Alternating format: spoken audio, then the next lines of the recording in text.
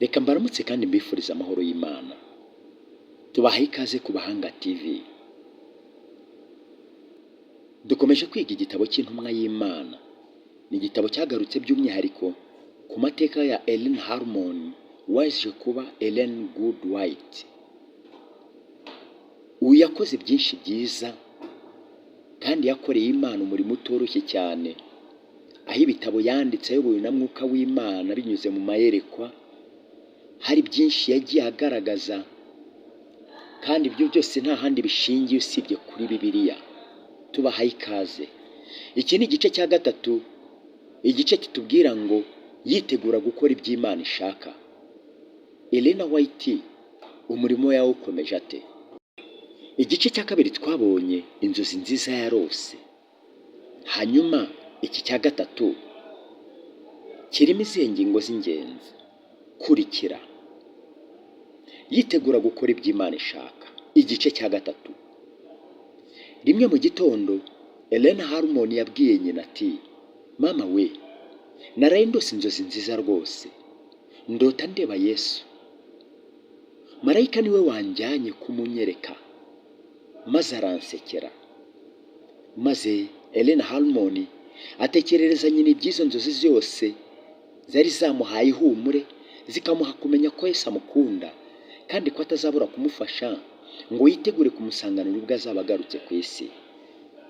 Nyina ategura umukobwa w'amatwi afite impuhwe, amugira inama ati, "Ngwino dusange Bwana Stockman tubiganire, sinshidikanya ari bubyishimire kuganira natwe." Bahera ko bajyana kureba uwo mupasitori. Ellen Harmon amaze kumutekerereza ibyabaye byose, Pastor Stockman amurambika ikiganza ku mutwe aravuga ati, "Uracyari umwana muto rwose. Ibyo rero byakubayeho ni nk'inzaduka kuba ku muntu ukingana nawe. Ngira ngo Yesu hari umurimo yakugeneye agutegurira." Maze amutekerereza iby'urukundo Imana imukunda, ikunda abana bayo b'abanyabyaha, abogoza amarira, kandi nuko yifuza kubigandurira bitewe no kwizera no kwiringira. Amubwira yuko bwa bwoba yagize bw'uko adakwiriye ijuru yari ineza y'Imana yamuhamagaraga ati, "Iyo umuntu yiyumvisemo yuko ari agahano ngo nta kigomba guhirimbanira gutungana, ubwo nibwo aba ari mu kaga gakomeye ko kutisunga Imana. Ariko ubwo wiyumvamo igishyika cy'icyaha, urakwiriye. Genda wiziguye, witahire, wiringiye Yesu, kuko ari ntawe yakwima urukundo rwe arushaka koko." Bamaze gusengera hamwe, Pastor yasabiye uwo mukobwa umugisha w'Imana. Ubwo Ellen Harmon na nyina batahaga, bumvaga ko bigishijwe iby'urukundo n'ineza by'Imana n'umugaragu wayo ukiranuka. Ellen yumvaga kunze umukiza we byatuma akora icyo amushakira gukora cyose. Iyo yapfukamaga asenga yiherereye, yumvaga ko Imana imushakira gusabira mu iteraniro. Agambirira yuko noneho mu iteraniro rizakurikiraho ari nta kizatuma adasaba cyangwa se gusenga. Ntibyajyaga gutinda, kuko hajyaga kuba iteraniro ryo gusenga kwa nyirarume mu ijoro ry'uwo munsi. Mu iteraniro apfukamana n'abandi, agumya kugingimiranya, adagadwa cyane. Abandi bagisaba, ageze aho araturika, arasaba, aratura. Uko yahimbazaga Imana aranguruye, umutima we wasabwe n'urukundo n'umunezero, ntiyagira ikindi areba keretse Yesu gusa n'ubwiza bwe. Ataha yibwira ati, "Nakoze icyo Imana yanshakiraga gukora." Nyabona ukuntu yari akunze Yesu noneho. Yaramukunze nk'umubyeyi w'umugiraneza kandi w'umunyampuhwe, ndetse kumwumvira byari ibyishimo kuri we. Kenshi uwo mukobwa yasubiragamo aya magambo ngo, "Uwiteka niwe mwungeri wanjye sinzakena, Uwiteka niwe mwungeri wanjye sinzakena." Abadivantisiti ari bo bonyine bizeraga ko Yesu yari agiye kugaruka vuba. Bateranyaga amateraniro iminsi yenda kuba yose mu ngo no mu mpande zitari zimwe z'umudugudu Harmon yari atuyemo.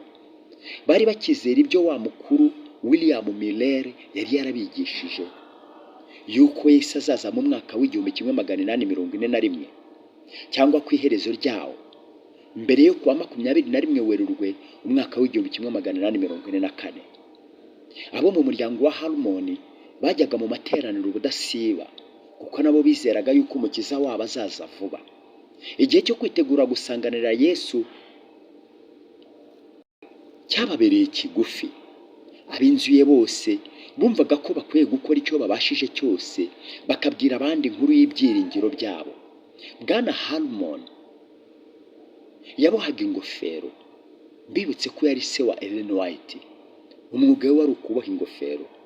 Abakobwa be bagakora udusongero twazo, ndetse Ellen nawe yabohaga amasogisi. Umwambaro umwe akawugurisha udufaranga duke. Bivuze ngo umwuga wa Ellen White kwari ukuboha amasogisi. Ubwo umutima we wari ufite intege nke, yagombaga kwicara yegamiye igitanda akora. Ariko yakomeje gukora, agakorera amafaranga 8 mu munsi. Akanezezwa yuko nubwo intoki ze zasusumiraga, zabashije kugira icyo zikora cyo gufasha umurimo w'Imana.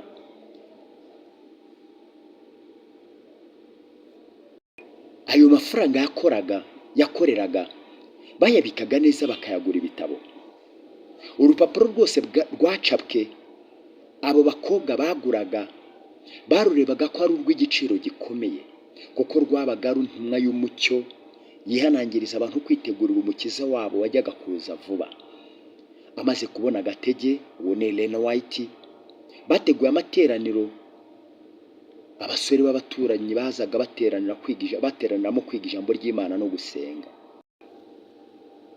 Abasore bamwe bo muri abo babagaho ntacyo bitagaho, kandi bagiraga umwete muke mu by'idini. Ibyo ni ukwiga ijambo ry'Imana, ntibabihaga agaciro. Ariko Ellen Harmon yagambiriye kudacogora ku bwabo. Amajoro yose yajyaga asabira izo nshuti ze ku manywa na nijoro. Iyo yabonaga umwanya yaganiraga umwe muri bo. Amaherezo bose uko bangana bahindukirira Imana. Izina ry'Uwiteka rihabwa icyubahiro.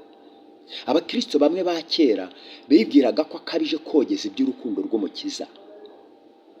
Iyo bazaga kubimubwira, uwo mukristokazi muto w'umunyamwete yabasubizaga ko atabasha kurorera kuvuga iby'urukundo rw'Imana, kandi ko kuza kwayo kwegereje, kandi ngo Imana niyo imuyobora muri uwo murimo. Ntabwo yari afite, yakoraga ashize amanga. Yifuzaga ko icyo yamenye yakigeza ku bandi. Iyo akubonaga uri umusore ntiyakuviriraga. Ubwo butumwa yagombaga kubukubwira ukabwanga, ariko yabukugejejeho, cyane ko yizeraga ko Imana yabaga imuyoboye muri uwo murimo. Aravuga ati, ndumva ameze nk'akana gasanze Imana, nk'usanga se, nkayibaza icyo ishakira gukora, maze nasobanukirwa inshingano yanjye nkabikora nezerewe rwose. Ellen White yaratangiye umuhati we, yaratangiye umurimo we. Ariko kandi nitangira, hari byinshi biri imbere tuzabona yakoze. Iki cyari igice cya 3 twakurikiraga. None se mu cya 4 byagenze gute? Reka nkurarikire kuzakurikirana igice cya 4 kivuga ngo umubabaro. Iki gitabo cyose tuzakiva imuzi kugeza tumenye iherezo rya Ellen White, kugeza tumenye umurimo yakoze ukungana. Uyu muvugabutumwa w'umudamu ukomeye cyane w'ikirangirire wasize amateka atazibagirana mu itorero ry'Imana. Tugushimiye kuba wakomeje gukurikirana. Imana iguhe umugisha. Niba iyi cano hari ikikumariye, koresha uko ushoboye igeze ku bandi. Shishikariza benshi kuyikurikira. Iri ni ijambo ry'Imana, n'Abahanga TV. Nge twafatanyaga muri iki cyigisho cyangwa se gusoma iki gitabo cy'intumwa y'Imana, igice cya 3 ni Philbert. Imana ibagirire neza. muhahe muronke. Tuzasubira mu gice cya kane nk'uko nabibagiye kivuga ngo umubabaro.